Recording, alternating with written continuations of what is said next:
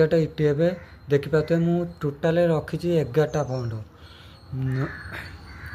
ଏଥିରେ ବି ସେଇ ଯେଉଁ ଆପଣ ଯେଉଁଟା ଭିଡ଼ିଓ ଦେଖାଉଥିଲି ମେଟାଲିକ୍ ଏଇଟା ସବୁଠୁ କମ୍ ଅଛି, ତେଣୁ ସେଟାକୁ ବି ରଖିଦେଇଛି କାହିଁକିନା ମେଟାଲିକ୍ ଚାହିଦା ଅଧିକା। ଆଉ ଗୋଟେ ହେଲା, ଆଉ ଗୋଟେ ଦେଖିପାରିବେ ମୁଁ ରଖିଛି ଯେଉଁଟା ବଢ଼େଇବାକୁ ଚାହୁଁଛି,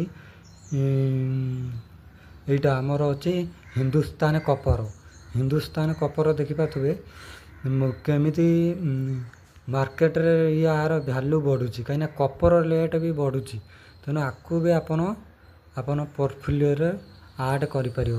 ଆପଣ ୱାଚ୍ ଲିଷ୍ଟରେ ବି ଆକୁ ଜଏଣ୍ଟ କରିପାରିବେ। ମୁଁ ମୋ ୱାଚ୍ ଲିଷ୍ଟରେ ଦେଖ ମେଟାଲିକ୍ ୱାଚ୍ ଲିଷ୍ଟ କରିକି ତା ଭିତରେ ରଖିଛି ଟାଟା ଷ୍ଟିଲ୍, ହିନ୍ଦୁସ୍ତାନ କପର, ତାପରେ ସିଲଭର, ମେଟାଲିକ୍ ଏସବୁ ରଖିଛି।